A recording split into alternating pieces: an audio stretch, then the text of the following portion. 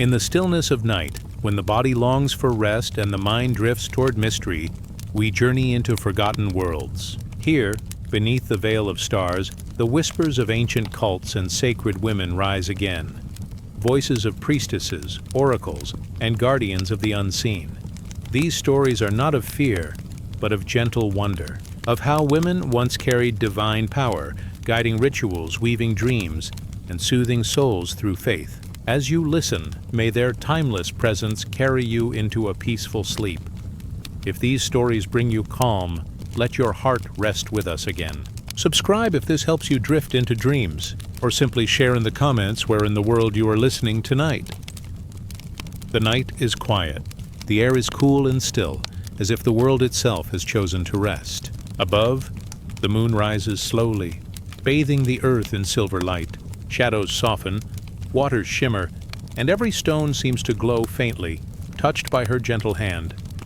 In the distance, there are temples, silent temples of the moon. They stand not as places of fear, but as sanctuaries of peace. Their walls are worn by centuries, yet they remain, holding the memory of countless nights. Candles flicker within them, their flames steady as breath. Smoke curls into the air, carrying the scent of herbs, soft and sweet, rising toward the sky.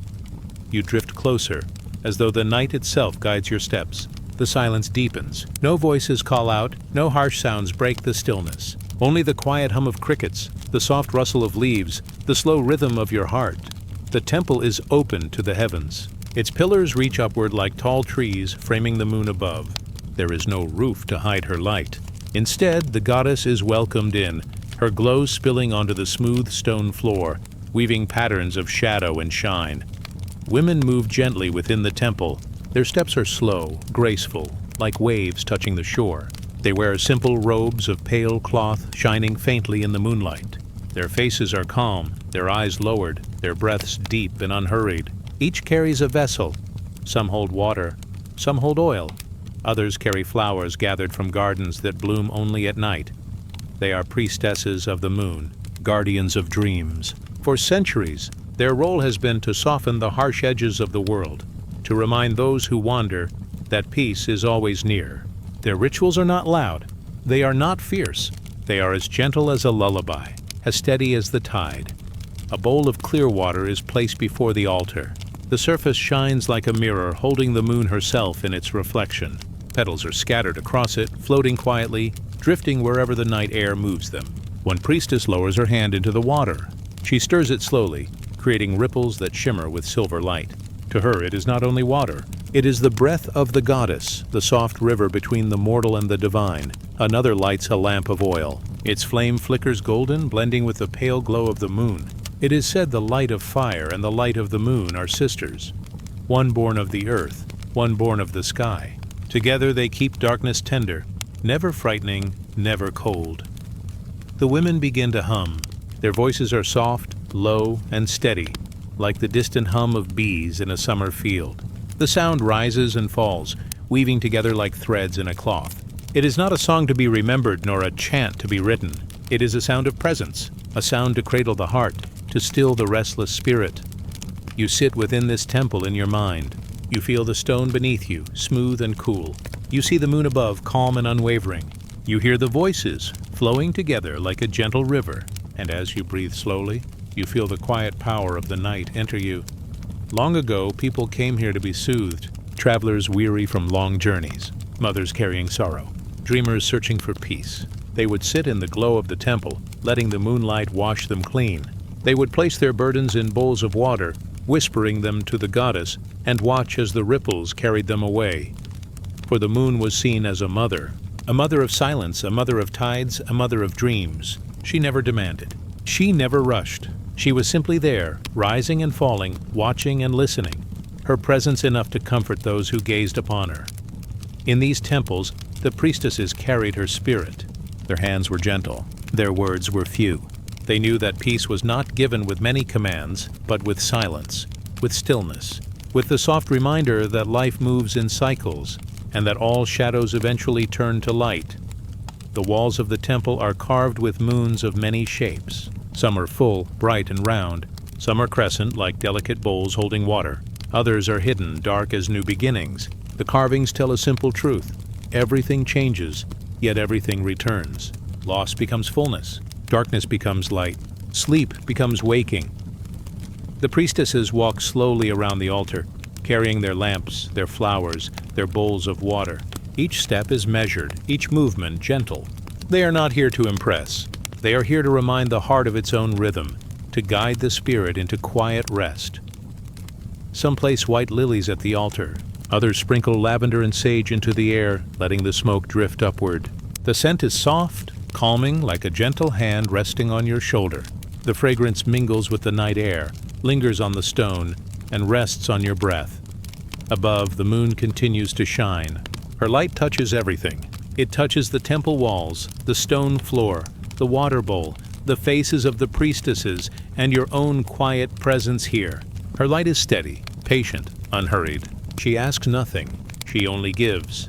Imagine yourself sitting by the water bowl. You look into its still surface. You see your reflection. And behind it, you see the moon. For a moment, you feel as though you are part of her. Your breath one with her silver glow, your thoughts one with her endless calm. The priestesses continue their hum. Their voices rise softly, then fade, like waves touching the shore and sliding back again. The sound wraps around you, a blanket of tones. You do not need to understand, you only need to rest. In these temples, sleep was sacred. It was believed that dreams were messages from the goddess, that the moon herself entered the sleeping mind to bring comfort and vision. So the temples were built not for waking only, but for sleeping, for lying down on cool stone floors, closing the eyes and letting the goddess carry the soul through the night. You close your eyes within this vision. The hum continues. The candles flicker. The moon gazes down. And your body grows heavy, your breath slower, your thoughts softer. The priestesses move with patience. They never rush. They never break the flow. Their ritual is as endless as the tide, as constant as the moonrise. You realize it does not need to end. It does not need to finish. It can simply go on, like sleep, like peace, like the turning of the night sky. A soft breeze moves through the temple. It stirs the robes of the women. It carries the fragrance of herbs across the air. It touches your face gently, cool and kind. The breeze is like a whisper, saying, all is well, all is calm, all is safe. The moon is higher now. Her light is deeper, silver flowing over every stone. The priestesses bow their heads. They place their hands over their hearts. They do not speak. They let silence speak for them. In this silence, you feel yourself drifting. You are not pulled. You are not pushed. You are simply carried, like a leaf on a quiet stream, carried toward dreams, carried toward rest. The temple fades slowly into mist. The voices soften, then grow still. The water bowl ripples once, then returns to stillness. The moon remains glowing above, watching with patient care. And as your breath deepens, you too become part of the night, safe, gentle, at peace. Now let us drift onward. Let the stars return. Let sleep find you, as it found the countless souls who once rested in the silent temples of the moon. The air is cool.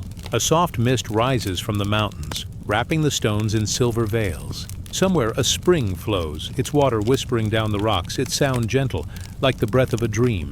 The night sky stretches wide above, filled with quiet stars, and beneath them stands a sanctuary, an ancient temple where the voices of oracles once carried the mysteries of the divine. The path to this place is narrow and winding. Olive trees lean across the trail, their leaves shimmering like tiny mirrors in the moonlight. The ground is scattered with petals that have fallen from unseen blossoms, soft beneath your steps. In the distance, faint torches flicker, marking the entrance to the temple. Their light is small but steady. Their flames bow gently to the night wind, guiding wanderers toward the sacred hall. The Temple of the Oracle is built into the mountain itself. Stone pillars rise like ancient trees, worn smooth by time. Each one bears silent carvings, lines and shapes that seem to move in the shadows. Above the entrance hangs a wreath of laurel, green and fragrant, placed fresh each day by the priestesses. It is said the laurel carries the breath of the god, a bridge between the mortal world and the divine. You drift inside. The air is cooler here, touched by the scent of earth and smoke. Shadows fall across the walls, where faint murals show gods and mortals standing together, their forms blurred with age. The chamber is round, like a great bowl, open to the sky above. Moonlight falls gently into the center, onto a single stone seat. This is where the oracle rests, where prophecy flows. Long ago, pilgrims came from every corner of the land, kings and shepherds, mothers and wanderers, all seeking a whisper from beyond. They brought gifts, bowls of honey, garlands of flowers, cups of pure water. But what they truly sought was not in their hands, it was in their hearts. They came searching for guidance, for comfort, for the soft assurance that life was carried by unseen hands. The priestesses moved slowly among them. Their robes brushed the stone floors, pale as moonlight. Their voices were quiet, almost never raised, for they believed the divine could only be heard in silence. One would guide the pilgrim forward. Another would prepare the oracle space, lighting incense, pouring water, scattering bay leaves into the sacred fire. The oracle herself sat upon the stone seat. Her face was calm, her breath steady. Sometimes she closed her eyes, letting the darkness within show her visions. Sometimes she gazed into the flame, watching its movement until meaning formed. Her words came slowly, never rushed, like drops of water falling into a still pool. She did not command. She did not scold. Her voice was soft, often carried as riddles, so gentle that it seemed more like a dream than a decree. Listen now. A whisper drifts across the chamber. It is not sharp. It is not loud. It is like wind moving through the leaves of an olive tree, quiet yet unbroken. The oracle speaks of paths, of choices, of seasons that turn as surely as the moon waxes and wanes. Her words are not answers to grasp. They are streams to enter, rivers to drift upon. And those who listened often found not what they expected, but what they needed. The pilgrims would bow their heads. Some wept quietly, not from fear, but from release. Others sat in stillness, letting the words settle upon their hearts like dew upon grass. When they left the temple, they carried no scroll, no command. They carried only a feeling that life was not empty, that the gods were near, that the night itself spoke through the oracle's lips. Outside, the sacred spring continued to flow. It was said that its waters gave the oracle her visions. Clear and cold, it trickled from the mountain rock, shining in the moonlight. The pilgrims would kneel beside it, dipping their hands, touching their foreheads with drops of water. They felt cleansed, lightened, ready to return to their journeys. Some believed the spring was the true voice of the oracle, an endless murmur, telling the story of time. The temple walls echoed with the soft sound of chanting. The priestesses hummed low, steady tones that blended with the night air. It was not a song of words, but of feeling. Their voices rose and fell like the tide, filling the chamber with peace. The oracle would listen, her head bowed, her breathing calm. It was in these tones that she found rest between visions, her mind returning to silence. Imagine yourself sitting within this temple. The floor beneath you is cool stone. The air is rich with the scent of smoke and herbs, sharp yet soothing. The chanting surrounds you, like a blanket woven of sound. The moon above is bright, her light spilling into the chamber, soft as silk. And before you, the oracle sits, her voice drifting into your thoughts like a gentle wind. She does not tell you what will be. She does not need to. Instead, her words remind you of the truth already within you, that life is a cycle, that every darkness gives way to light, that your path is already unfolding, steady and sure. Her riddles are only reflections, mirrors held up to the spirit, showing you what you already know but had forgotten. In time, the flames burn lower. The incense fades into smoke. The pilgrims leave quietly, their footsteps soft, their hearts lighter than when they came. The priestesses remain, tending the spring, arranging new leaves upon the altar, whispering prayers as soft as breath. The oracle rests, her eyes closed, her body leaning into silence. Even she is only a vessel, a doorway through which the divine passes, as moonlight passes through an open sky. The temple grows still. Only the crackle of the last embers remains. The spring continues to flow, its murmur endless. Above, the stars shift gently, the constellations slow in their dance. Time does not rush here. It moves like a river at night, steady and soft, carrying all things toward the sea. You sit in the quiet. You breathe in and breathe out. The oracle's voice still lingers, though her lips are silent. It lingers in the air, in the stones, in the flowing water. It lingers in you. Not as command, not as burden, but as peace. A reminder that you are guided always by forces older than memory, gentler than words. The moon lowers and dawn edges toward the mountains. The sky softens, turning from black to pale blue. The temple begins to fade into the light, as though it were never stone, but only a dream of stone. The chanting quiets, the torches dim, and the oracle herself dissolves into mist. Yet her voice remains, soft, steady, endless as the flowing spring. And as you drift into deeper rest, you carry that voice within you. It whispers. All paths are watched, all steps are known, and peace is always near. Now let us drift onward. Let the stars return in dreams. Rest now, as the voices of the oracle fade into silence. The night is still.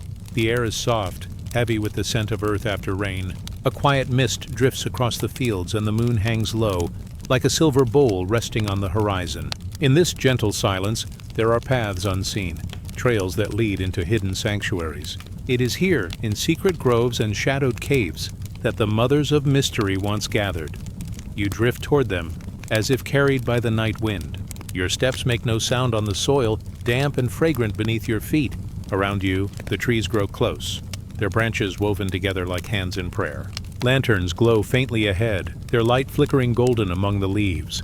The air hums with a quiet energy, steady, patient, as though the earth herself is waiting.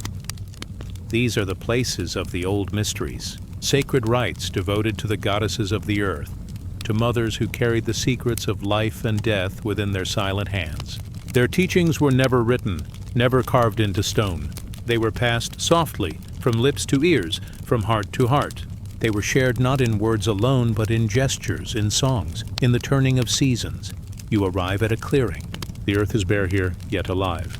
In its center burns a low fire, its flames glowing red and steady. Around it sit women robed in dark cloth, their faces calm, their eyes reflecting the light. They are the keepers of the hidden ways. They are the mothers of mystery. One rises slowly. In her hands she carries a basket filled with grain. She walks to the fire, her steps measured, her presence steady as the moon. With care, she scatters the grain into the flames. The kernels crack softly, a sound like distant rain. It is an offering to the goddess of the harvest, the mother who gives food, who gives life. Another woman steps forward, carrying a bowl of dark soil. She kneels, placing the soil beside the fire. Her fingers move through it gently, as though touching something sacred. For to these women, the soil itself is holy, the body of the goddess, the womb of the world. From this soil comes birth. To this soil returns death, and within it the promise of rebirth waits, silent but certain. The women begin to hum. Their voices are low, almost like the sound of bees in the distance. It is not a song with beginning or end. It is a circle of sound, flowing endlessly, wrapping around the fire, wrapping around you. It is the heartbeat of the mysteries, slow, steady, unbroken. The goddess they honor is many. She is Demeter, mother of grain. She is Persephone, daughter who walks between the worlds. She is Rhea, Cybele, Gaia. She is mother, daughter, sister, and earth itself. Her names change, but her presence remains the same. The one who holds the cycle, who gathers the beginning and the end into her embrace. In the shadows, a priestess raises her hands. She speaks softly, her words like water falling into stillness. She tells the story of a mother searching for her lost child, of fields that withered in sorrow, of the return of spring when the child was found. Her story is not told to explain, but to remind that even in loss, life continues, that even in death, rebirth is certain, that all things move in circles, never truly ending. The women rise together. They form a circle around the fire. Their hands join, their steps begin to move in rhythm. The circle turns slowly, always steady, always gentle. The fire glows brighter, casting shadows that dance upon the trees. The ground beneath your feet seems to hum, alive with the rhythm of their steps. This is their ritual, not of power, not of command, but of memory. A remembering of the truths written not in books, but in the turning of the earth. Seed to stalk, stalk to harvest, harvest to seed again, life, death, rebirth, endless, patient, kind. You feel it as you watch. The truth is simple, yet vast. The earth carries all. The soil remembers every step, every life, every dream, and in silence, it gives them back again and again. The fire softens. The women sit once more. One takes up a drum, its sound low and slow, like a heartbeat in the night. Another lifts a flute, its voice thin and delicate, like the call of a bird at dawn. The music blends with the humming, weaving sound upon sound, until the night itself seems to sing. You close your eyes, The hum becomes your breath, the drum becomes your heart, the flute becomes your dream, and for a moment, you are no longer apart from them. You are within the mystery itself, the endless cycle, the circle of mothers, the rhythm of earth. The music fades, the fire grows quiet. The women bow their heads, their hands resting on the ground, palms open to the soil.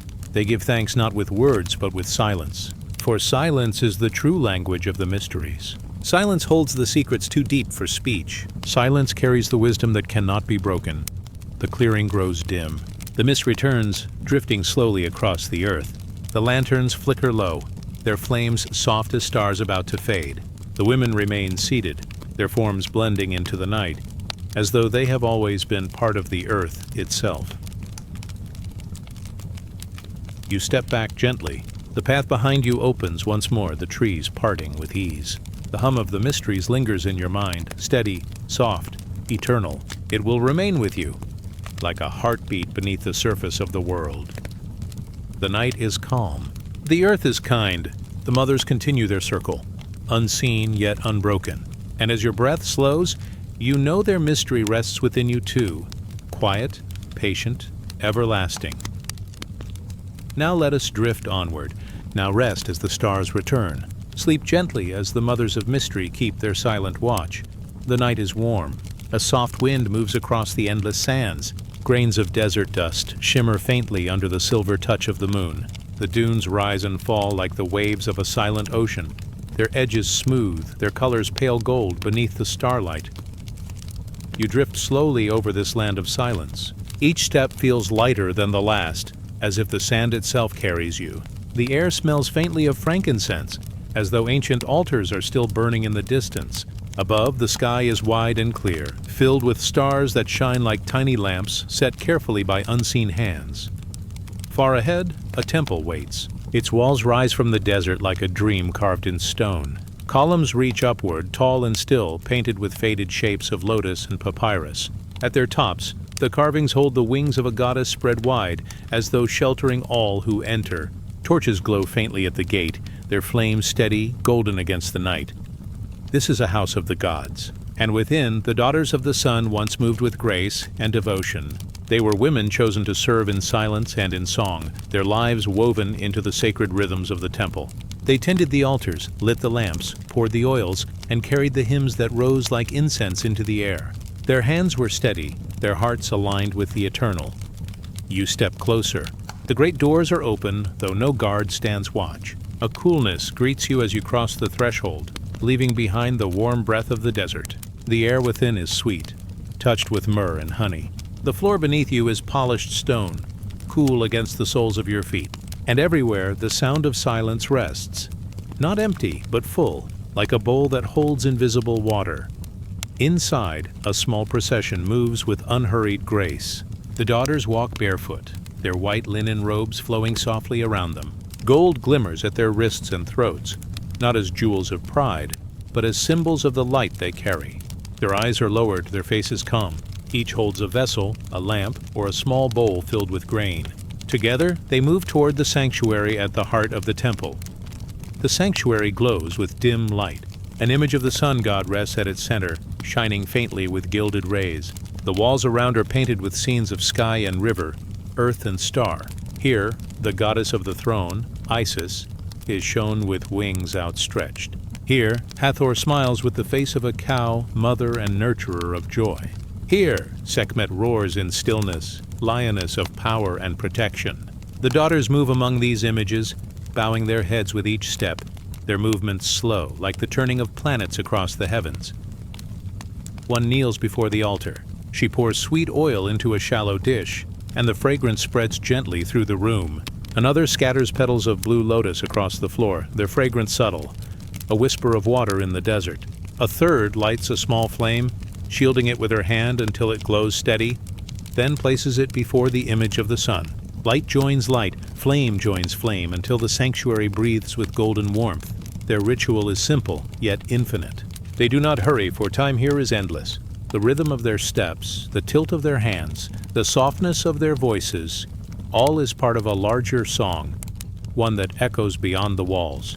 They are keepers of balance, guardians of offering, daughters of the sun who give without asking. The eldest of them begins to sing. Her voice is low at first, a hum that rises like the first glow of dawn.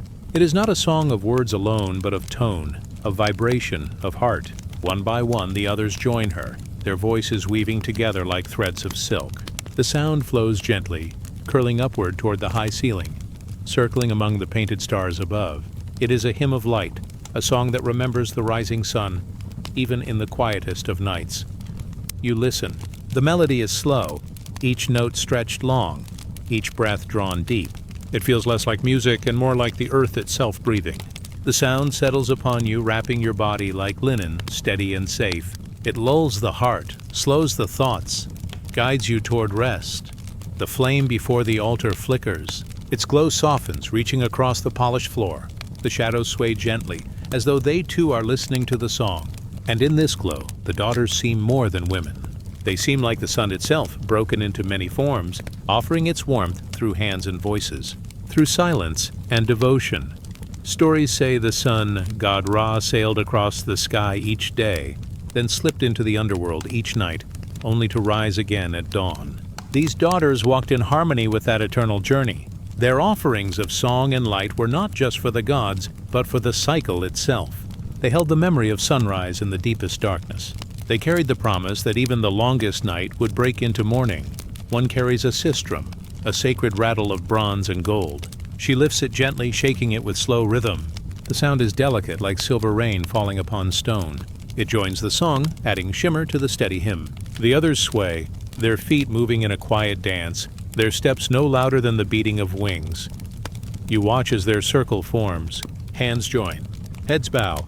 Their voices rise once more. They move as one body, one heart, one flame. The circle turns, slowly, endlessly, as though echoing the sun's path through the heavens. The air glows brighter. It is not the fire alone, nor the lamps, but something unseen. A warmth spreads through the sanctuary, through the walls, through the night beyond. It feels like dawn, though the stars remain above. It feels like the blessing of the sun carried into darkness by the hands of these women. The song fades at last. The circle stills. Each daughter kneels upon the stone, lowering her forehead to the floor. Their silence is deep, but it is not empty. It is filled with presence, with the quiet of devotion, with the peace of something greater than themselves. The flames remain. The offerings rest before the altar. The fragrance of lotus, of myrrh, of incense continues to drift, mingling with the warm air. The temple seems to sigh, as though satisfied, as though nourished by their care. You step back quietly. The sound of your breath joins the silence. The sand outside waits. The night still stretches wide, but something within you carries a new warmth. The daughters remain, their vigil unbroken, their offering eternal. And as you drift once more into the desert night, you carry their light with you. The stars shine softly above. The dunes curve gently below. The air is calm, the world at rest. And you too are ready for rest. For the daughters of the sun have lit their lamps, and their glow will remain steady and kind within your heart. Now let us drift onward. Now rest as the stars return. Sleep gently as the desert daughters keep their watch beside the flame. The night opens like a flower. Its petals are velvet, dark and quiet. Stars shimmer softly, their light bending upon the waters of the sea. The air is still, touched only by the faint sound of waves kissing the shore. The moon hangs above, round and calm, its glow tender as a mother's hand. You drift along the coastline. Your steps are slow, your breath gentle. The sand beneath you is cool, smooth as silk. Far ahead, the outline of a temple rises. Its form is graceful, columns tall and serene, carved with lotus buds and wings. Lanterns flicker in the distance, their light swaying like golden fireflies.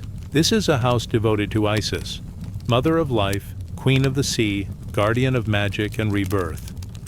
The temple stands close to the water. Its stones are worn by salt and wind, yet they hold their strength as if kissed by eternity. Within its walls, priestesses once moved in silence and in song.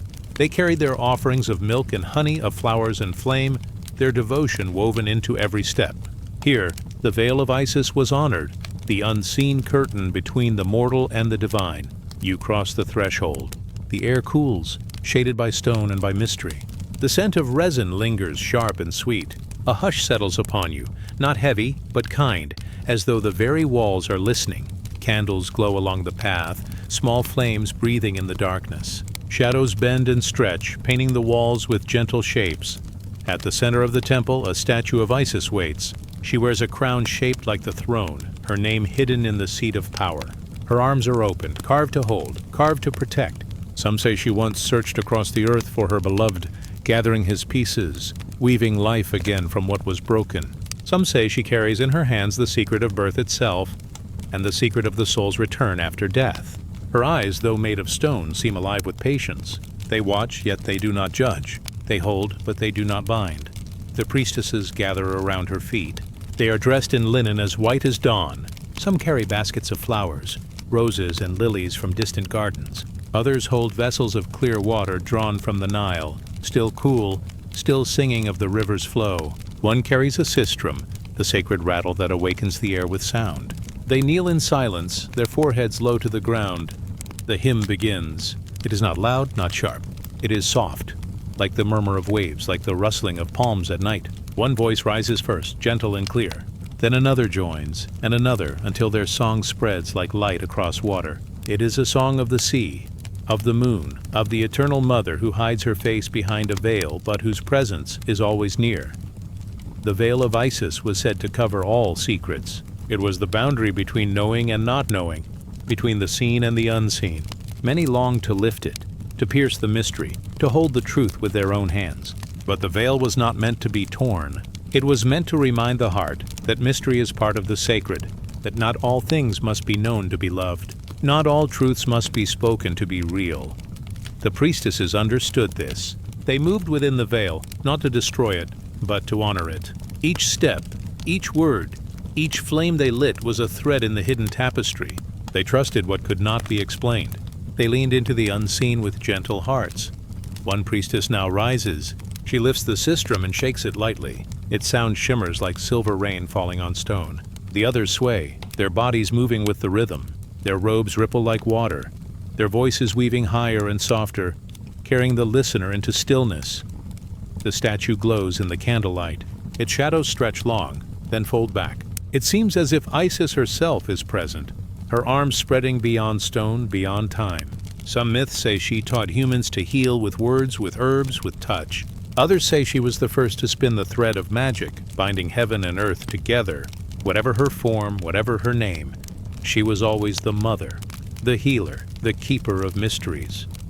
Outside, the waves continue to move. They rise, they fall, they whisper against the shore. Their rhythm matches the song inside. The sea is hers too, for she was called the Lady of the Waters. Sailors carried her image on their ships, asking her protection, trusting her hand to guide them through storms. They believed her veil stretched over the ocean as well, a curtain of safety between danger and peace. The hymn fades into silence. The priestesses kneel again, resting their hands upon the floor. Their breathing slows. The lamps still glow. The incense still burns. The veil is still unbroken. And in this calm, one feels that the mysteries are not far away. They live within the silence, within the breath, within the heartbeat itself. You linger in this sanctuary. You feel the coolness of the stone, the sweetness of the air. The song still hums quietly inside you, even though the voices have stilled. You sense the veil around you. Not heavy, not frightening, but soft as silk, covering you in safety. It is a veil that does not hide truth from you, but protects you until you are ready. The priestesses rise once more. They carry their vessels away. The petals remain scattered upon the floor. The flames burn steady, their light reaching upward. And the statue of Isis remains, patient, eternal, her face calm, her eyes gentle. You turn back toward the sea. The stars are bright, the moon serene. The waves continue their endless hymn, soft and slow. Behind you, the temple still glows, a quiet heart against the vast desert night. Before you, the horizon waits, wide and open, endless as mystery itself. You breathe slowly. The air is cool. Your body feels heavy, calm, at peace. The veil of Isis has touched you too, covering you with its quiet protection. There is nothing to solve, nothing to reach for, nothing to fear. Only the softness of the moment, the safety of the night, the embrace of the unseen. Now rest. Let the veil close gently. Let the sea sing its lullaby. Let the stars guard your dreams. For Isis watches still, her mysteries eternal, her love without end, Let us drift onward. Now rest as the stars return. Sleep beneath the veil of Isis, calm and sheltered until the dawn comes again. Night settles gently, as if draped by invisible hands across the sleeping world. The stars shine softly above, like tiny embers scattered across the velvet sky. The air is calm, carrying with it the hush of twilight, the breath of ancient times. And within this stillness, a story unfolds. It begins in the city of Rome, long ago, where stone arches rose against the heavens and marble columns caught the glow of the sun. Yet in the heart of that mighty city, there was a quiet place, a sacred circle hidden within walls of reverence and silence. Here, the flame of Vesta burned. It was no ordinary fire. It was eternal. A flame that carried the life of the city, a fire that promised safety, unity, and unseen protection. The guardians of this fire were not soldiers. They were not rulers. They were women chosen in youth, bound by solemn vows. They were called the Vestal Virgins, keepers of the hearth, keepers of the flame. Imagine the temple at dawn. Mist curls across the stones. The first rays of sunlight kiss the tiled roofs, and within the flame dances gently, never wavering, never dimming. The Vestals rise in silence. Their white robes trail softly across the floor. Each step is measured, each movement calm, as though the stillness of eternity itself has touched them.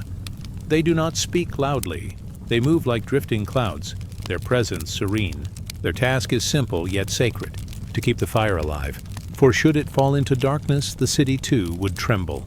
The Romans believed that as long as the hearth of Vesta burned, Rome itself would endure. And so the Vestals watched, day and night, season after season. Through festivals and storms, through laughter and mourning, the flame never rested. It lived in their care. It breathed in their devotion. Close your eyes for a moment and see the flame. It flickers softly in the still air, orange and gold, a gentle heartbeat of light. It glows upon stone walls that whisper of centuries. It reflects upon calm faces, upon quiet eyes that gaze not outward, but inward, into mystery. The flame is more than fire. It is memory. It is promise. It is the thread that ties the people of Rome together, a symbol of unity no empire could replace. Like the stars above that never ceased their watch, so too did the Vestals keep their vigil. The city outside was never still. Chariots thundered down streets. Merchants called out their wares. Crowds gathered, voices rising like waves. But within the temple there was peace. Time slowed. The flame whispered instead of roared. And the women who guarded it became like living statues, rooted in sacred calm. Each was chosen as a child, taken from her home not by force, but by fate. For to be chosen was an honor beyond measure. They left behind a family and walked into the embrace of mystery. In return, they gained reverence, respect, and a closeness to the divine that no one else could claim. Their lives were bound to the hearth. To guard it was not burden, but blessing. For the fire gave warmth not only to Rome, but to their hearts. It shaped them, as gentle winds shape the mountain, as rivers carve their silent paths through stone. Picture the city at night. The moon rises, silver and still. The streets grow quiet, yet the temple glows softly with an inner light. A beacon in the darkness. Passers-by glance toward it, comforted. For even as the world shifts, even as shadows gather, the flame endures. There were moments of ceremony, when garlands of flowers adorned the temple, when offerings were laid with reverent hands. But more often, the work was quiet, a hand adjusting the wood, a whisper of air breathed into the fire, an unspoken prayer carried on the smoke. It was devotion not in words, but in presence, not in grandeur, but in constancy. The Vestals knew that holiness is not always loud. Sometimes it is the quiet hand that keeps the ember alive. Sometimes it is the still figure beside the flame, awake while the city sleeps. The fire of Vesta was the fire of home. It was said that every Roman hearth carried a spark of her flame, that each family fire, each meal prepared, each circle of warmth, was a reflection of that eternal heart within the temple. So the Vestals did not guard the fire alone. They guarded the spirit of belonging, the comfort of family, the safety of walls that embrace against the cold night. Think of the hearth, its glow on weary faces, its warmth after long journeys, its steady light that gathers people close. Such was the gift of Vesta, carried by her maidens. The warmth of home stretched across an empire. Years turned to centuries. Empires rose and fell, yet still the flame endured, cradled by the hands of those silent guardians. The Vestals grew old within their service. Their white robes grew worn. Their hair turned silver, like moonlight woven into strands. And when their time ended, they returned to the world outside. But the fire remained, tended by new hands, carried by new hearts. This is the rhythm of devotion. It is not one life, but many. Not one flame, but countless sparks, passed from hand to hand, from heart to heart. Just as stars light the night sky, not by one alone, but by their endless company. Now imagine yourself drifting closer. You walk softly through the stone arches. You enter the hush of the temple. You feel the warmth of the fire upon your skin, a soft embrace, steady and calm. You hear nothing but the quiet crackle of wood, the sound of a breath, the silence between heartbeats. You sit near the hearth. You feel time dissolve. The worries of your day fall away like ash carried by wind. Here, only the flame remains, steady, eternal, peaceful.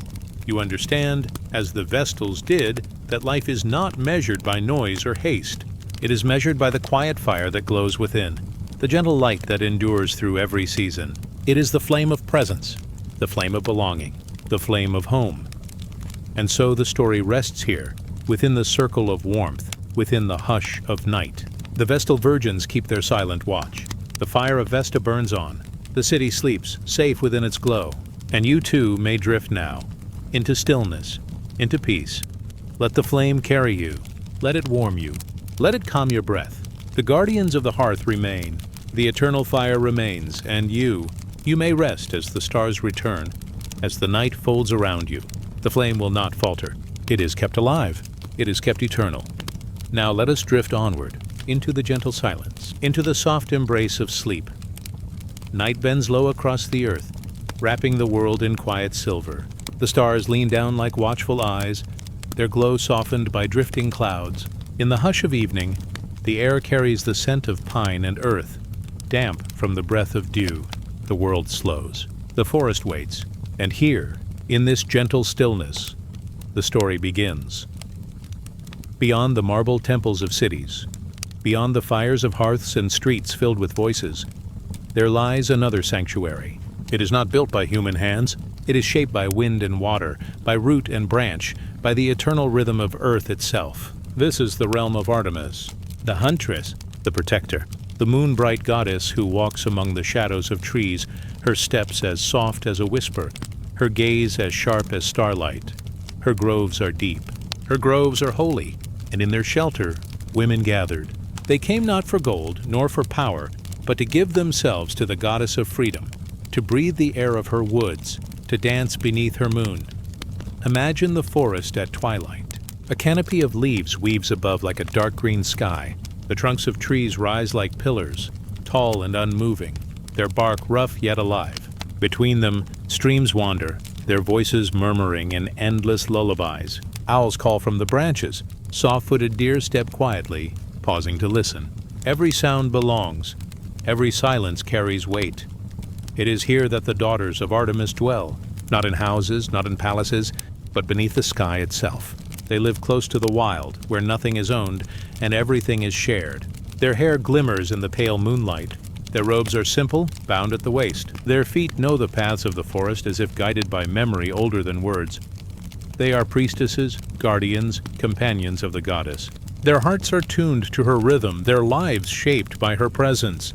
They do not speak loudly of her, for her truth is not a matter of sound, but of silence. They listen to the trees, to the water, to the voice of the moon. When the moon rises full, the grove awakens. The air glows with silver light, pooling like water upon leaves, touching the surface of streams with fire. The women gather in circles, their hands joined softly. They sing not with words, but with tones as gentle as breath, melodies that echo the call of night birds, the hum of insects, the rustle of grass. Their voices do not disturb the woods, they become part of it, woven like threads into a larger song. And then they dance. Their feet move lightly across the earth, stirring dust that glows in moonlight. Their robes swirl, catching starlight.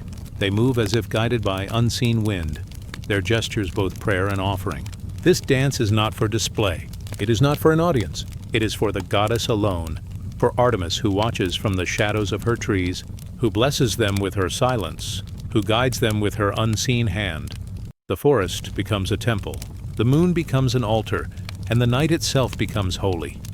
Close your eyes now, and feel the forest breathe. Each tree exhales a calm rhythm, a soft pulse that drifts into your lungs. Each branch carries the hush of eternity. The streams sing of patience. The earth hums with strength. This is the gift of Artemis, the stillness of the wild, the clarity of moonlit paths. Her priestesses walk softly. They carry no weapons, though they follow the huntress, for their devotion is not conquest, but connection. They honor the life that stirs in every leaf, in every paw print pressed into soil, in every bird that lifts its wings to the sky. They are guardians not by force, but by reverence. The myths speak of Artemis as swift and untamed. She is the arrow loosed into the night, the deer racing through the clearing, the wolf singing to the moon. Yet in her quiet groves another face appears. She is the still pool of water, mirroring the stars. She is the hush before dawn, when the world holds its breath. She is the peace of solitude, the comfort of silence shared with trees that do not judge, with skies that do not ask. The women who followed her learned this truth, that freedom is not chaos, but calm, that to belong to the goddess is to belong to no one and nothing, yet to feel at home in all creation. They were daughters of the wild, yet sisters to one another. They moved like a single breath, like a single flame, always steady, always alive. At times, the forest held rituals known only to them. A deer might be honored, its spirit thanked for the life it gave. A stream might be blessed, its waters touched with hands that prayed for purity. An old tree might be circled, its roots seen as bridges between earth and sky. Each act was simple, each act was gentle, each act was eternal. For devotion to Artemis was not carved in stone nor bound in scrolls. It was lived in each step upon the earth, each breath beneath her moon. It was not a creed of words, but a way of being. Soft, silent, sacred. Picture yourself walking through such a grove. The leaves brush against your shoulders, cool and fragrant. Your feet press into soft earth, damp with night's dew. You hear the rustle of animals unseen, yet unafraid. You feel the gaze of the moon, steady and kind, touching your skin with silver. You pause before the circle of women. They do not look to you, yet you are welcome. Their dance continues, their voices hum softly. The air glows brighter, the stars above lean closer. You sense the goddess near, not as a figure, but as a presence. A quiet strength that fills the trees, the water, and even your own breath. The forest whispers. It tells you that you belong, that you are safe here, that in silence, in stillness, in the calm of night, the spirit of Artemis lives. Seasons pass, yet the grove endures. Leaves turn gold, then fall, then rise again as new green. Snow silences the branches, then melts into rushing streams. The women remain, ageless in their devotion. They move with the cycles, not against them. They dance when the moon is full. They rest when the night grows dark. Always they listen, always they protect. Their lives are not written in history as kings and warriors are. Their names are not carved into stone. Yet their devotion lives on in the breath of the forest, in the calm of moonlight, in the whisper of leaves. For what is forgotten by the world is remembered by the earth. What is unseen by eyes is treasured by the spirit. Now let the forest fade into dream. The circle of women drifts like mist. The moon lowers, soft and pale. The trees sway gently, like mothers rocking children to sleep. And you too drift. The whispering woods remain, eternal and still.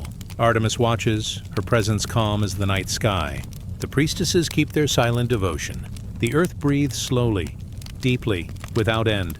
Let the forest cradle you now. Let the moonlight rest upon your eyes.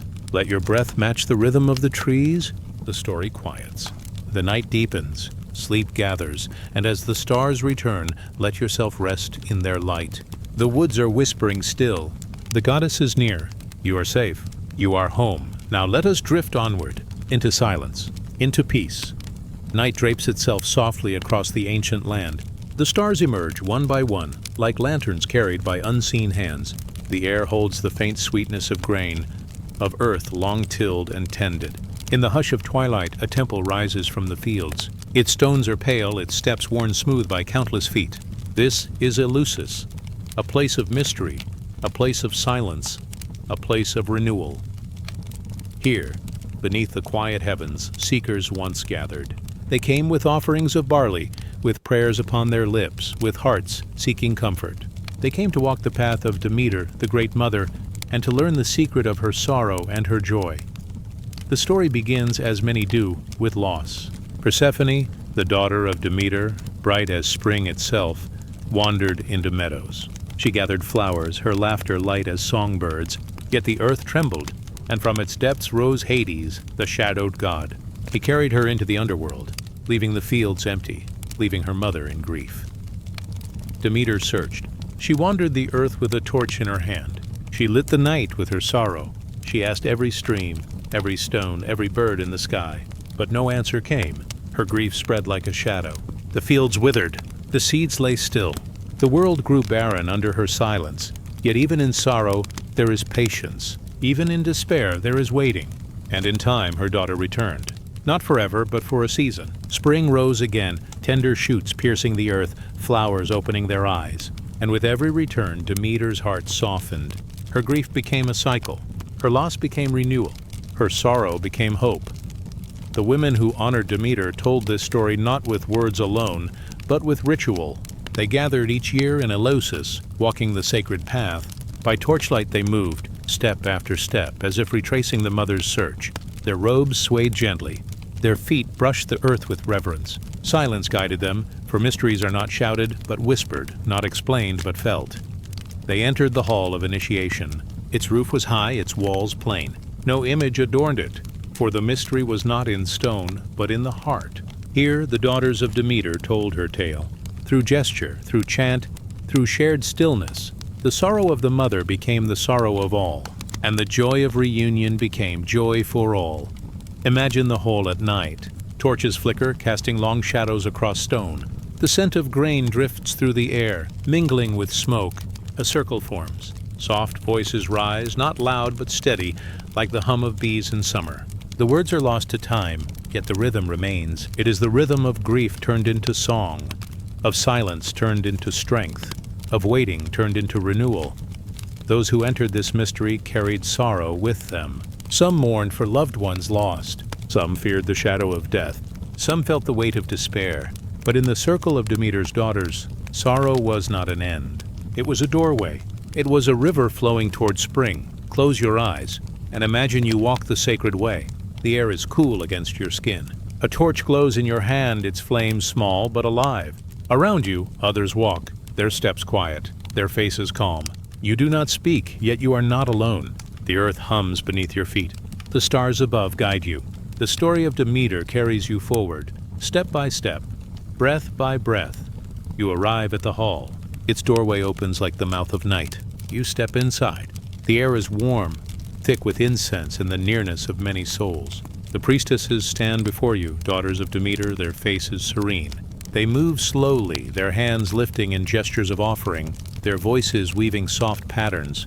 They tell you not to fear the darkness, for even as the seed is buried, so too does it rise. Even as Persephone descends, so too does she return.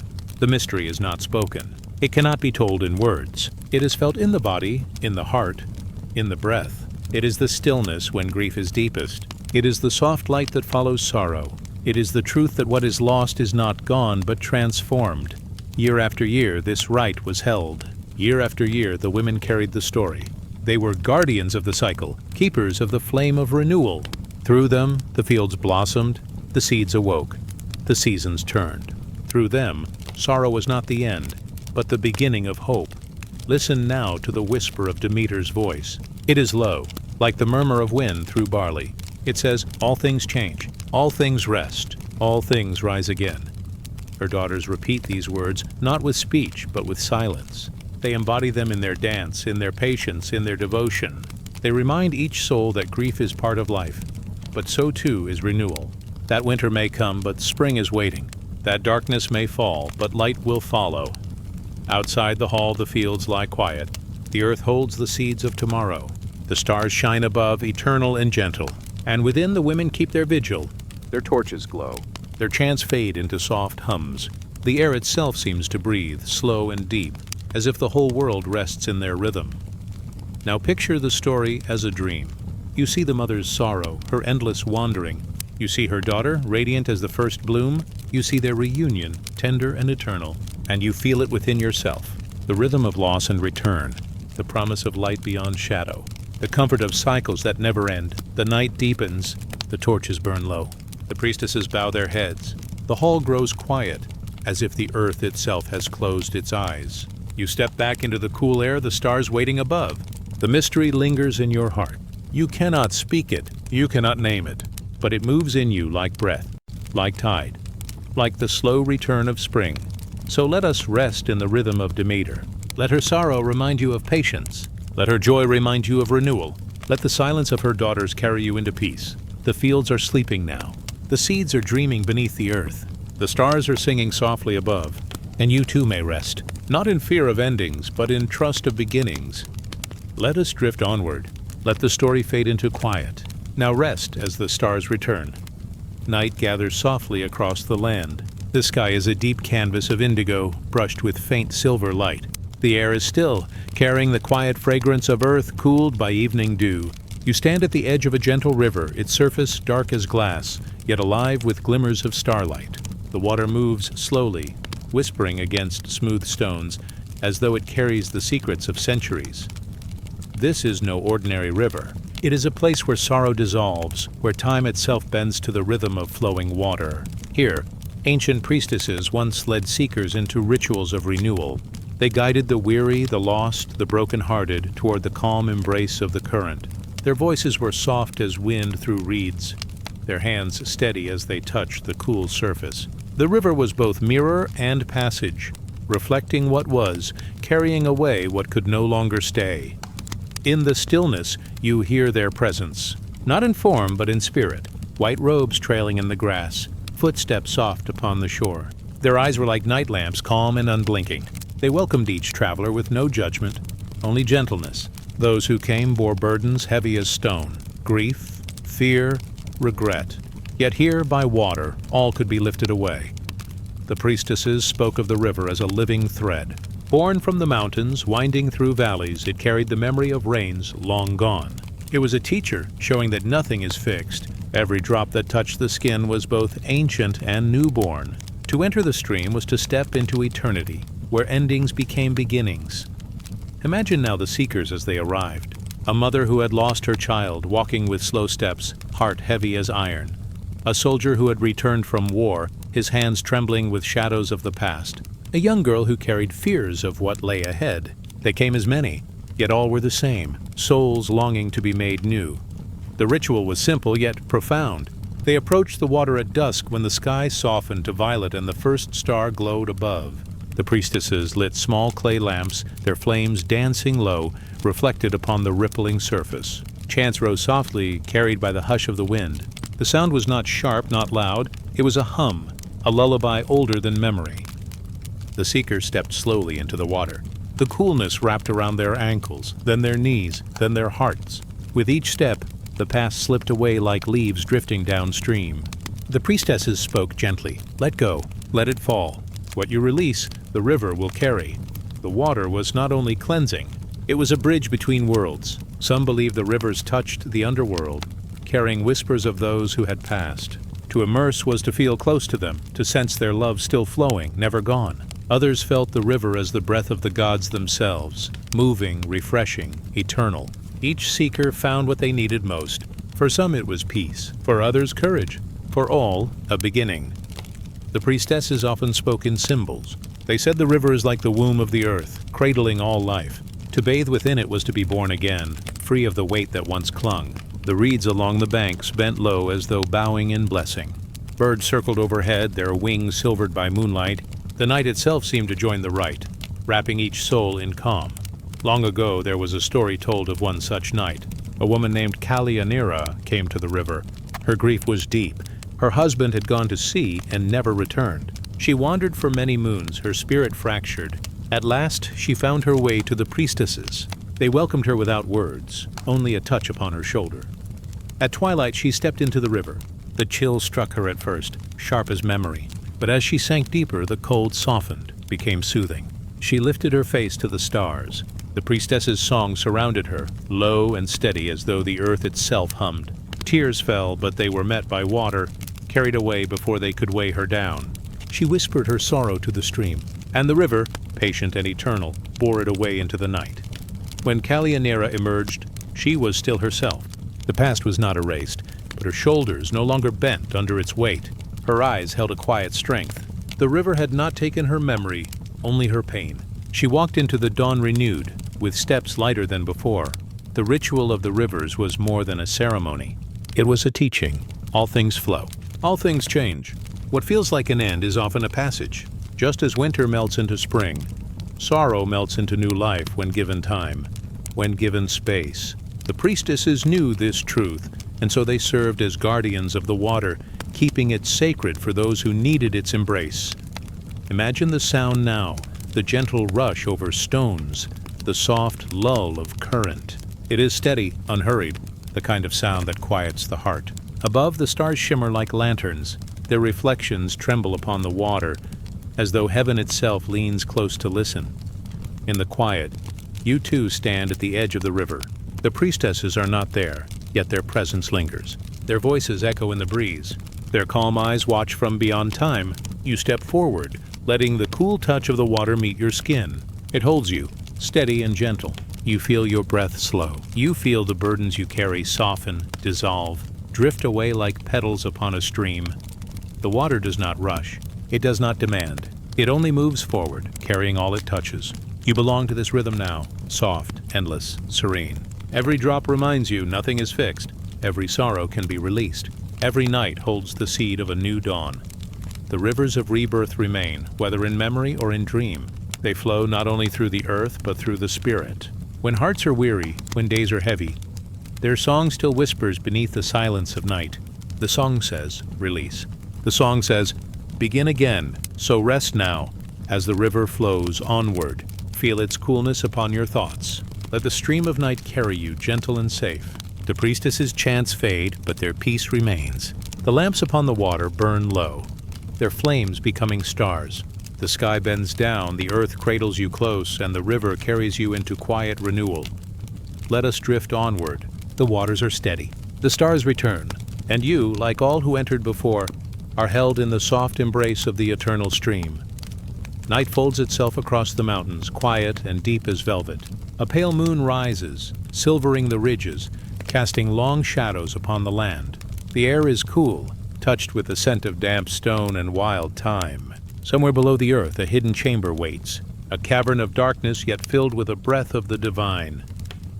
Here, long ago, the Sibyl sang. Her voice rose not as music alone, but as the language of mystery, woven from air, shadow, and flame. Her words did not belong to her alone. They drifted as if carried by winds unseen, flowing through her lips as rivers flow from hidden springs. The cavern itself seemed alive. Its walls glistened with drops of water, catching faint torchlight like falling stars. The floor was worn smooth by pilgrims, those who came seeking guidance, hearts heavy with questions, souls leaning toward the unknown. They sat in silence, listening for the song that was neither command nor answer, but a whisper of possibility. The Sibyl lived not as others did. She belonged to the borderland between earth and heaven. Her body moved through time, yet her spirit touched the eternal. Some said she breathed the fumes of the deep earth, vapors that opened her sight. Others said the gods themselves leaned close, pouring their will into her gentle murmur. Yet, whatever the source, her voice was calm, steady, never hurried. When she began to sing, the air grew still. The flame of the torches bent low, as if listening. Her tones were soft, like the rise and fall of a lullaby. No harshness touched them, no urgency. Each word was shaped by silence, carried on the breath of night. The seekers listened. They heard not simple commands, but images. A river flowing under stars, a bird circling at dawn, a seed buried yet waiting for spring. The Sibyl did not tell them what must be. She showed them symbols, mirrors of their own souls. Each traveler left with a fragment of song, a note that would hum quietly within them, guiding their steps like starlight upon a dark road. The cave itself became a womb of mystery. It held within it echoes of countless voices, centuries of footsteps. The quiet weight of hopes poured into the earth. Every drop of water that fell from the stone ceiling was like a heartbeat, a reminder that time itself was alive. Some nights, the Sibyl would sit in silence, her lips unmoving, her hands resting upon her knees. Yet even in stillness, a presence filled the chamber. The pilgrims closed their eyes, and in the darkness behind their eyelids they saw visions unfold. The absence of song was its own prophecy, an open page upon which each heart wrote its truth. It was said that when the Sibyl dreamed, her dreams flowed into the world. Her visions shaped kingdoms, but also the quiet paths of ordinary lives. A farmer choosing when to plant, a traveler deciding which road to follow. The ripples of her song reached both throne and hearth, binding all together in the soft threads of fate. There is a tale of one night when a weary woman named Thaleia entered the cavern. Her husband had fallen ill, her children hungry, her spirit dim with worry. She carried no coin, no gift, only her tired breath. The priests at the gate allowed her through, for sorrow itself was offering enough. The Sibyl sat within, a hood shadowing her face. The cavern was dark, but her voice rose like dawn mist over still waters. She sang not of wealth or healing, not of promise. Instead she sang of a tree, its roots deep, its branches bare, yet waiting for spring's return. Thaleia listened, puzzled at first, but as the tones settled into her heart, she felt warmth stir within her. The song was not a solution, but a reminder. Winter does not last forever. Even in bare silence, life waits beneath the soil. She left with no riches, but her steps were lighter. Her hope had been rekindled, as though a small lamp had been lit within her chest. And in time, her husband's illness eased. Her fields grew green again, and her children laughed once more. The Sibyl's song had given her not answers, but strength to endure until the dawn returned. The voice of the Sibyl was never meant to command. It was the voice of reflection, of mystery softened by compassion. Her songs were threads, woven into the vast tapestry of life. To some the words felt clear, to others they remained mist. Yet always they carried a gentleness, a reminder that destiny is not a storm, but a tide, steady, patient, flowing ever onward. Many spoke of the cavern itself. When one sat within it, time slowed. The drip of water seemed like eternity. The echo of breath stretched into infinity. Pilgrims described the space as a cradle, a place where the earth held them, rock and silence pressing close. Yet never harsh, the song of the Sibyl, joined with the breath of stone, became a lullaby for the weary. It did not awaken fear, it guided the soul into stillness. And stillness, they believed, was the gateway through which divine whispers could be heard. Outside the cavern, the world was always moving. Wars rose, empires crumbled, seasons turned. Yet within, the Sibyl's song remained unchanged. Her voice was not bound by kings or armies. It belonged to the eternal rhythm of the unseen. Long after her body returned to earth, people still came to the cavern. They knelt in silence, listened for echoes, and sometimes they swore they could still hear her song drifting through the stone. They believed that the breath of the divine never truly departs. It lingers, moving like wind through unseen corridors, touching those who listen with open hearts. The Sibyl was not gone. She was part of the echo, woven into the very air, into the very rock, into the silence between each drop of water. Now you stand at the threshold of that cavern. The air is cool, tinged with the mineral scent of deep stone. You step softly, your footsteps echoing faint, like distant drums. The shadows embrace you, but they are not heavy. They are gentle, like the folds of a dark cloak drawn around your shoulders. You sit upon the stone floor, your breath slow, your body quiet. The silence deepens. Then, faintly, a tone rises. Not from outside, but from within. It is the song of the Sibyl, still moving, still alive. It hums inside your chest, soft as the rhythm of your own heart. Her words are not clear, yet their meaning is felt. They say rest. They say you are carried. They say, even in darkness there is a path unfolding. The cavern holds you like a cradle. The stone is firm, yet strangely kind. The drip of water becomes a lullaby. The air is cool against your skin, steady as the hand of time. You feel the weight of your thoughts ease, sliding gently away, as if borne upon unseen currents. Now the Sibyl's song fades into silence, but the silence itself sings. It is wide, deep, endless. It holds you, just as the earth holds all life. You need no questions here, no answers. Only the soft comfort of being rest now, as the song lingers within you. The cavern is still, yet alive with echoes. The torches burn low, their flames bowing to sleep. Above, the stars wheel slowly across the sky, their light filtering through cracks of stone. The world turns, and you are carried within it, safe, unhurried. Let us drift onward, into the silence, into the song that never ends. Now rest as the stars return, and the Sibyl's voice becomes part of your dream. Night folds itself around you like a gentle shawl. The world grows hushed, softened by shadows, carried by the rhythm of breath. Somewhere beyond the veil of sleep, an ancient story stirs, a story told in whispers, where the earth remembers, and the old symbols still shine. Listen now. The cavern opens. Its walls are damp with time, and its silence holds the weight of centuries. Candles glow like small suns against the stone, their flames steady and calm. The air is cool, smelling faintly of moss and rain. And there, at the center, a circle of women moves in quiet reverence. They are sisters of the serpent. Their garments flow like streams, pale linen brushing against stone. Their steps are slow, steady, gentle as the beating of a heart. Each carries a small clay bowl filled with herbs, flowers, or oil. Each holds a prayer unspoken, passed down from mother to daughter, from elder to child. In this place, the serpent is not feared. It is not the shadow of danger. It is the winding thread of wisdom, the spiral of rebirth, the eternal turning of all things. They honor its shedding of skin, for it mirrors the soul's renewal. They honor its stillness, for it waits with patience, hidden beneath leaf and stone. And they honor its coiled shape, for within it lies the circle of time itself. The sisters bow, and the cavern listens. Their voices rise, not in song but in a soft humming. It is a sound older than language, a vibration that carries through the stone, into the water, into the marrow of the world.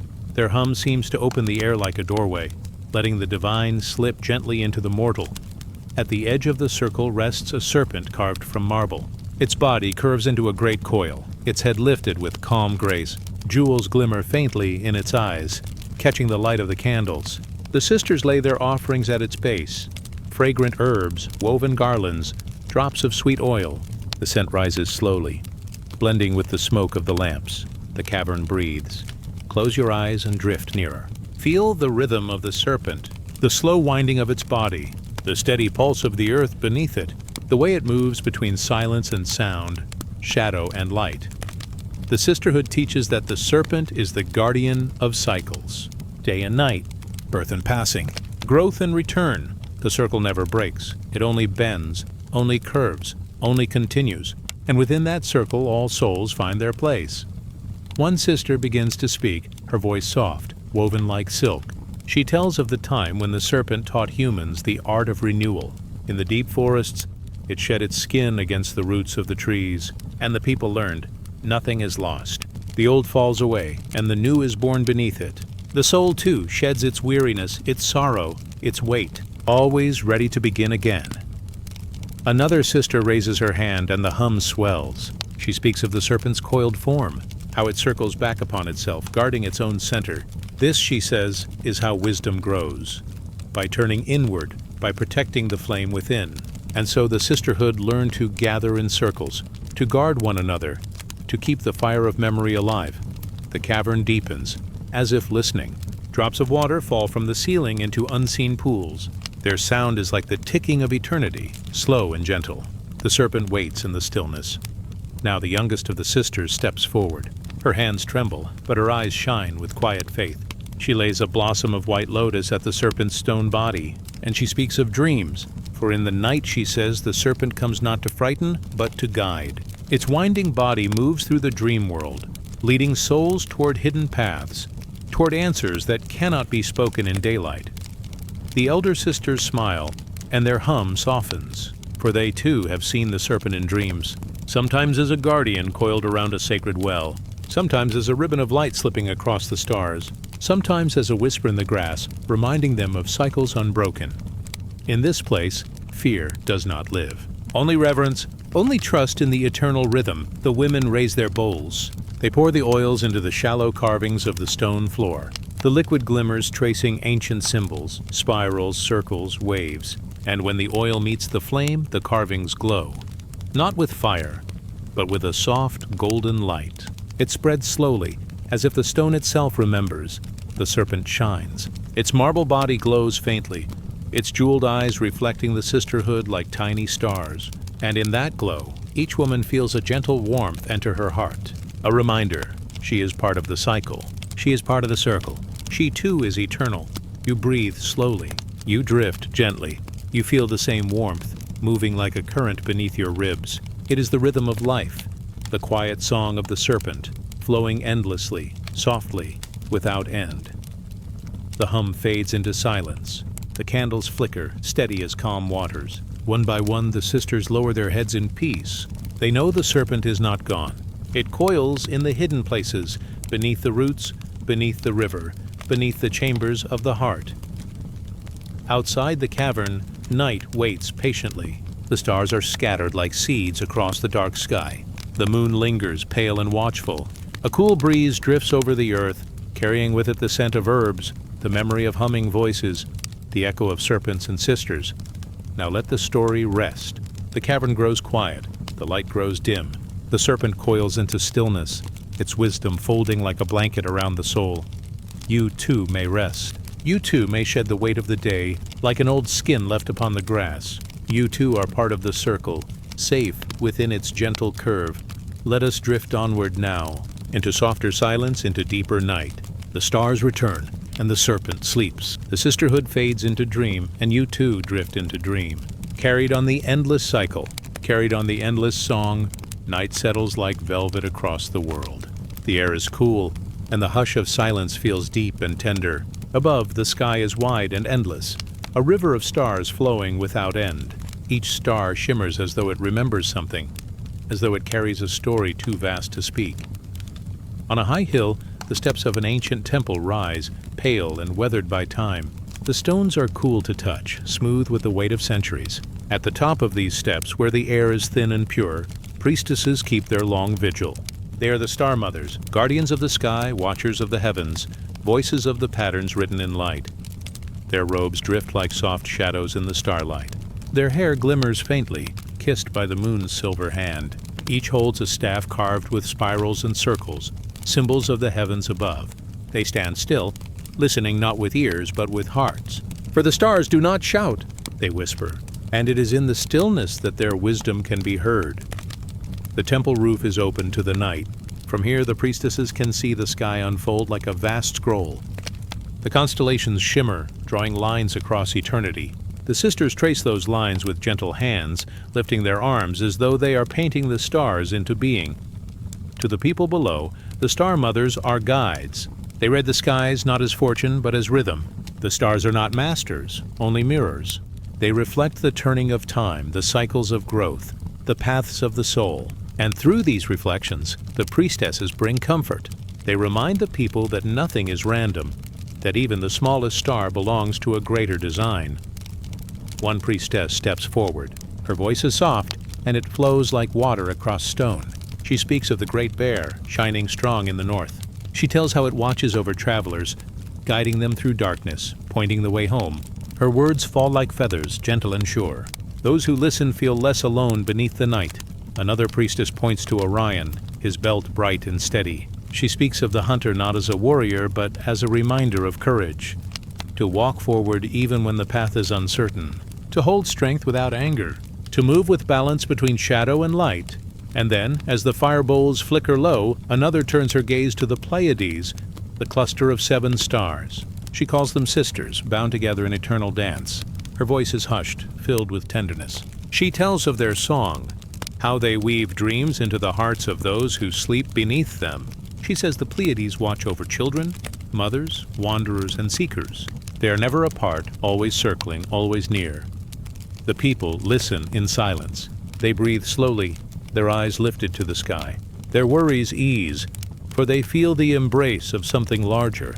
The stars, in their endless patience, tell them that life moves with order, that even in loss, even in change, there is a pattern still. The star mothers lower their staffs, and a deep hum begins, soft as a lullaby. The sound rises from their chests and fills the temple air. It is the sound of the heavens made human. The vibration settles into the stones, into the night air, into the quiet hearts gathered at the temple steps. Close your eyes and listen.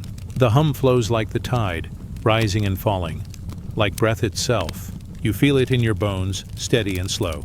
It rocks you like a cradle of sound. Above, the stars seem to glow brighter, as if answering.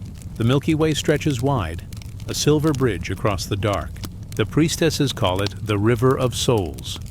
They say each light within it is a spirit moving homeward, a reminder that no one is ever truly lost. The youngest of the Star Mothers kneels at the temple's edge. Her eyes are wide with wonder as she studies the sky. She sees not only constellations, but shapes hidden between them. She tells the others that she dreams of the stars as mothers themselves, each one a guiding light, watching, waiting, sending their warmth across the endless night. The elders smile, for they know this vision is true.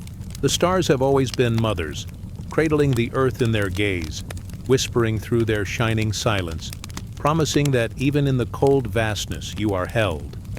The temple grows quieter still. The hum fades into breath. The people rise slowly, carrying the calm into their hearts. They will return to their homes with the sky above them, feeling watched over, feeling safe beneath the starry quilt. The Star Mothers remain, their vigil unbroken, for they know the stars do not rest, and neither does the care they give. Night after night, step by step, they rid the patterns, they carry the light, they keep the silence holy. Now the night deepens. The candles dim, the fires soften to embers. The temple stones grow cool, holding the echo of voices, the trace of prayers rising upward. Above, the stars are steady, patient, eternal, and you too drift beneath them. You feel their quiet presence, like mothers who never leave your side. You sense their soft light pressing against your skin, settling into your heart. The same hum lingers, a lullaby older than time, carrying you into rest. Let yourself float into the dark sky. Let yourself drift along the river of souls, safe in the Star Mother's hands. No weight is heavy here. No path is uncertain. Only the gentle turning of constellations, the quiet shimmer of eternal care. The priestesses bow their heads. The stars continue their endless song, and you too rest now, as the heavens keep their watch, as the Star Mothers whisper across the night. Let us drift onward. Let us sink deeper. The stars remain, and you too return to the circle of light, where dreams are waiting. Night falls gently across the old lands. The sky above Mesopotamia glows deep and vast, its canvas painted with stars like scattered embers. Beneath that ancient sky, the city of Babylon rests. Its walls rise tall, strong, and silent, and its gates, carved with lions and bulls, gleam faintly in the moonlight. But within the heart of the city, near a sacred temple, the air glows not only with stars, but with fire. Soft flames, carefully tended, burn through the night. They flicker and dance, casting golden waves across stone walls and into the eyes of those who keep watch. The women gather there, their shadows moving long and slow across the temple floor. They are keepers of the night fires. They serve Ishtar, the great goddess, goddess of love, goddess of war, goddess of protection and life. Her power was said to flow like the rivers, shaping both tenderness and strength, both gentle embrace and fierce defense. The fires are her mirror. They blaze not to destroy, but to protect, to guide, to remind. Each flame is a prayer, each spark a thread woven into the fabric of the night. The women sit in circles near the hearths, their robes dark as the evening sky, their hair braided with strands of gold and clay beads. They move with calm purpose, their hands tracing small bowls of oil, their lips humming songs that sway like wind over reeds. One woman rises. She carries a torch from the central flame. Her steps are steady, her face serene. She touches the torch to smaller bowls set at the temple's edge, and soon the fires multiply, spreading like stars across the dark chamber. As the temple glows, their voices rise in chants, soft, steady, a rhythm born from the beating of hearts, from the pulse of the earth itself. The words are old, older than the walls around them, older than the city, as old as the rivers that birthed life along their banks. They call to Ishtar, to her love that binds, to her strength that shields, to her light that protects the sleeping. Their chants are not shouts, but whispers woven together, a tide of sound that moves like smoke through the air. The flames answer. They bend and sway as if listening, as if breathing with the women. Their light warms the stone, casting patterns like constellations across the temple floor. Those who look into the glow feel a soft quiet rising in them, as though the fire itself is speaking to their hearts. The goddess, they believe, is here, not in body but in presence, in warmth, in flame, in silence between the chants. Ishtar watches, her gaze like the moon above, her breath the wind that stirs the flames. A story is told among the women as the night deepens. It is the story of how Ishtar descended into the underworld, seeking her beloved, and how the world above dimmed in her absence. Rivers dried, fields withered, hearts grew heavy.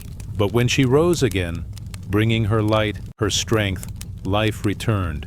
The story is not told in haste, but slowly, with long pauses, like the turning of the earth. Each word rests gently in the night air. The women lean into the glow of the fires as they listen. For them, the descent and return is more than a tale. It is a rhythm of life itself. The night falls, but morning comes. The heart breaks, but it heals. The fire fades, but it is kindled again. Through this rhythm, they feel their own lives carried, safe within the goddess's embrace. One woman closes her eyes. She imagines Ishtar's wings spreading across the sky, woven from flame and starlight. She sees them covering the city, shielding the children in their sleep, soft as a mother's hand, strong as a warrior's shield. Her breath slows. The chants around her blend with the crackle of fire, and the night becomes a single voice, a voice of care, a voice of protection. Outside, the streets of Babylon grow quiet. The market stalls rest empty. The waters of the Euphrates shimmer under moonlight, carrying secrets toward the horizon. Even the lions carved upon the city gates seem to soften their gaze, as though lulled by the distant hum of temple voices. The firelight reaches the highest stones, touching the ceiling beams, spreading into corners where shadows once lingered, and the women's chants weave through it all, a net of sound, catching every fear, every restless thought, and dissolving it into calm. Some say the flames hold power beyond sight, that they can carry dreams, sending them gently through the night, so that those who sleep under Babylon's sky drift into visions of peace.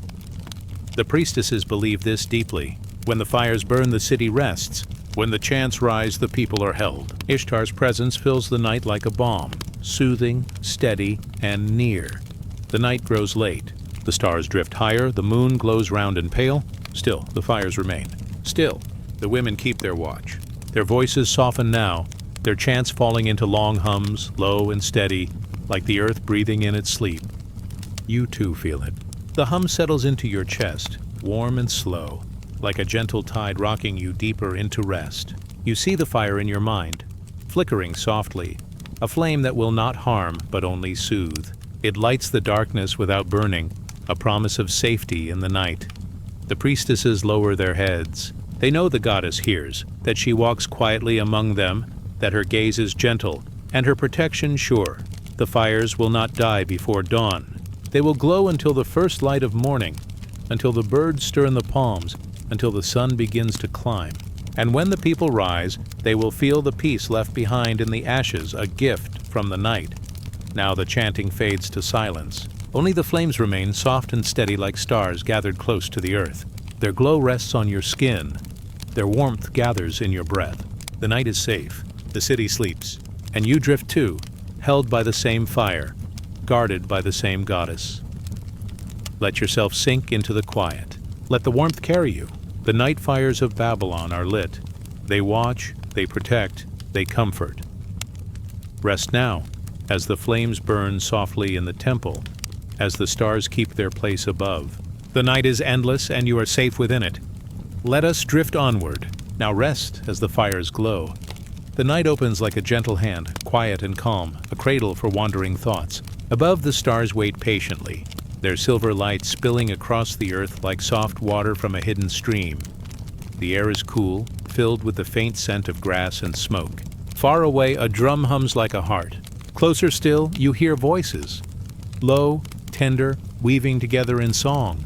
It is a circle of women gathered beneath the sky, their shadows glowing against the firelight. The flames rise and fall, dancing as though alive, answering the rhythm of voices that move like waves upon the sea. They are the dreamers.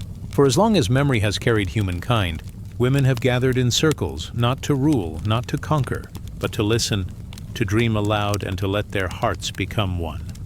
The circle is wide, and yet no one is left outside.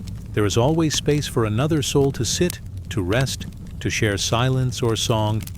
Each woman holds a memory, like a pearl hidden deep in the ocean. Some are bright with joy, others heavy with sorrow. But here in the circle every story belongs. They sing to the night. not in voices sharp or loud, but in tones that rise like mist, soft, drifting, almost fading into the sky. Each note is a prayer. Each word is a thread. Together they weave a cloth of sound to cover the world in comfort. The fire is the heart of the gathering. Its embers glow red and gold, casting warmth into the coolness of the night. It is said that flame carries dreams upward, lifting them like feathers into the sky. Each spark becomes a messenger, a whisper to the stars. The women lean close, their faces lit softly, eyes reflecting both fire and moonlight. Some close their eyes, swaying with the rhythm. Others smile faintly as if remembering a gentle dream. Their hands rest upon the earth. They feel the soil, the roots beneath, the quiet breathing of the land itself. The earth listens. The sky listens. The fire listens. And so do they. In many lands, under countless skies, such circles were born. On mountaintops where winds howled like distant flutes. Beside rivers where waters whispered their endless stories. Within hidden groves where moonlight slipped through branches like silver lace. Everywhere, women gathered in circles. Their songs differed, their words changed, their languages flowed like many rivers. But the shape was always the same. A circle, without edge, without end. A mirror of the moon above them. The circle was more than gathering. It was memory itself. Here, daughters learned from mothers, and mothers leaned upon daughters. Elders spoke in voices that carried the fragrance of age, and the young replied with songs bright and new. They dreamed together, dreams of safety, dreams of love, dreams of children carried in strong arms, dreams of fields golden with harvest, dreams of peace where every heart could rest without fear. Dreams are seeds, planted in silence, watered with song, and within the circle they grew. Listen closely now. The sound of their voices lingers, like smoke rising into night air. It is slow, drawn out, each tone carrying a calm weight. It settles gently, as if laying a blanket across the shoulders of the world. The fire crackles softly. Shadows bend and sway. Long fingers of night moving around the women as if joining in the dance. The moon tilts her face, watching. Stars lean closer, their light tender and curious. Even the night wind hushes to hear the dreaming. One woman begins to hum. Her sound is low, deep as the earth itself. Another joins, her voice lighter, like the flutter of wings. Soon the whole circle is singing, a braid of tones, woven tight, woven endless. Their song is not written. It is not planned. It rises and falls like breath, changing with the moment, shaped by silence as much as sound. And in that song, time loosens its hold. Hours stretch like shadows. The present becomes eternal. The circle becomes forever. Stories are told between the songs. They are not shouted. They are whispered, spoken as if carried on the breeze. A tale of the first fire given by the goddess to warm her children. A tale of rivers that remember every footstep along their banks. A tale of stars that were once the eyes of dreamers long past, still watching, still guiding. The women listen, not with ears alone, but with hearts. Each story becomes a shared dream, slipping into the circle like another flame upon the fire. You may close your eyes now, for the circle will hold you too. You are not outside. You are seated among them, the earth steady beneath you, the fire warming your face, the night sky a vast roof above. The song brushes against your skin. The rhythm of the drum beats softly against your chest, like a second heart helping yours to rest. Every breath you take becomes part of the circle. Every thought you release becomes smoke, rising into the stars. Slowly the circle grows quieter. The flames dim, settling into glowing embers. The songs become whispers like lullabies fading into memory. One by one the women lower their heads. Some close their eyes. Some gaze into the ashes, as though watching dreams turn to sparks of light. But even in silence, the circle remains alive. The bond is unbroken. The dream is unbroken. It moves gently, like water under ice waiting for dawn. And so the night continues, soft and endless. The moon drifts slowly. Stars shimmer faintly. The earth breathes beneath you. The circle of dreamers holds steady, a gentle vessel of voices, prayers, and dreams. It is eternal. It has no end. Wherever there is night, wherever there is a gathering, wherever someone dares to dream, the circle appears. Now let your mind drift, as if carried upon their song. Let the fire's warmth remain within you. Let the stars guard your rest. For the dreamers still sing. their voices traveling far, reaching you, soothing you, and as sleep gathers, you too become part of them. Part of the circle, part of the song, part of the endless night. Let us drift onward now into quiet skies, into softer dreams. The circle of dreamers continues. And you, dear listener, may rest beneath their care. The night stretches wide and deep, a calm ocean of stars. The winds are gentle, carrying the scent of earth and water. Somewhere a stream moves softly, its voice steady and low. The sky bends over the world like a mother's hand, covering her child in rest. It is here, in this tender quiet, that the story of the Great Mother begins. Not with thunder, not with storms, but with stillness, with breath, with the hush that welcomes all things. Since the earliest days of memory, people have looked to the sky, to the seas, to the soil beneath their feet, and felt a presence greater than themselves. A presence that gave life and gathered it back again. They called her many names, in many tongues, but always she was the same. The Mother, the womb of beginnings, the cradle of endings, the soft space in between.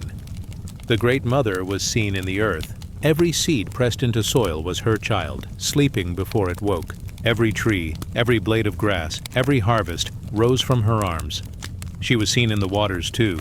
The rivers were her veins, carrying strength across the land. The seas were her vast heart, endless, mysterious, filled with both fear and blessing. She was seen in the skies. The moon was her lamp, the sun her golden eye. The stars, her watchful children, spread wide so that no place was ever without her gaze. To her people, the Mother was not far. She was not hidden away in halls of stone or castles of clouds. She was near. She was always near.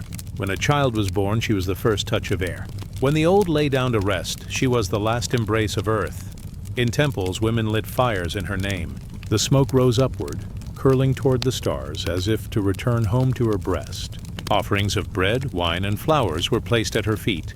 But in truth, she asked for nothing. Her gift was life itself, and her arms were open to all. In the hush of night, imagine her form. She is vast, yet gentle.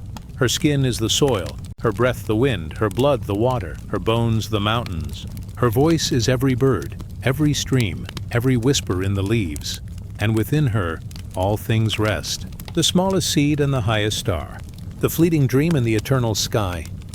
Many stories were told of her. Some said she sat upon a throne of earth, woven from roots and stone, holding the world upon her lap as a mother holds a child. Some said she was the sky itself, wrapping the earth in her endless veil. Others believed she was the unseen current flowing through every heartbeat, every breath, every dream. Yet always the stories spoke of her care, of her comfort, of her patience. In ancient nights, when fear crept close, people gathered by firelight and whispered prayers to her. They asked her to guard the harvest, to keep storms away, to bless their children, to cradle their dead. And she listened, not with ears, but with presence. She did not always answer with signs. Sometimes she answered with silence, with stillness, with the steady turning of the seasons. And in that silence, people learned to trust her. The Great Mother was not only life, she was also rest. For every beginning must find its end, and every end returns to her. She held not only the newborn, but also the weary. She was the womb, but she was also the grave. And in both she was tender. When life grew heavy, her embrace was release. When hearts grew tired, her voice was sleep. When the journey was finished, she was the shore that welcomed them home. Close your eyes now. Imagine her presence around you. The air you breathe is her gift. The ground beneath you is her body. The quiet of the night is her song. You are not alone. You are never alone. Her arms are endless. Her care is without end. Many symbols were carved in her honor. Circles, spirals, ovals of stone. These shapes carried her meaning. No edges, no corners, only flowing, returning, everlasting. The circle was her promise, that life is never broken, that death is not loss, but return, that dreams like rivers flow back into the sea. The Great Mother was honored in silence. Her voice was not the thunder of kings, but the lull of night. Her temples did not always rise from stone. They were meadows, groves, mountain caves where water dripped like timeless clocks. Wherever people felt small yet comforted, there she was. Now, imagine her as sleep itself, soft, welcoming, undemanding. She gathers all thoughts, all worries, all weight, and holds them gently until they dissolve. Sleep is her gift, her way of saying, Rest now, child. You are safe. The stars above are her eyes. They blink slowly, tenderly, watching without judgment. The moon is her lamp, swinging across the sky to guide the lost. The earth is her bed, holding every soul in her wide embrace. Even the smallest breath of wind, the faintest ripple on water, is her touch, a reminder that you belong. As the night deepens, the mother draws near. Her song becomes silence. Her arms become darkness. Her breath becomes the air that cools your skin. You may let go now. Let go of the day, let go of the noise, let go of the weight. You are carried. You are held. You are safe. The Great Mother has no ending. She was before the first dawn, and she will remain after the last star fades. She is the first cradle and the final rest, the eternal comfort in which all things find peace. So drift now, drift into her embrace. Let your thoughts dissolve like smoke into sky. Let your heart rest like a leaf upon water. Let your body soften into the earth's waiting arms, for she is here. She has always been here. She will always be here, the eternal mother, the womb of peace, the comfort of sleep. Now rest as the stars return, as her voice carries you deeper, as her arms cradle you into dream. Let us drift onward, into her endless care,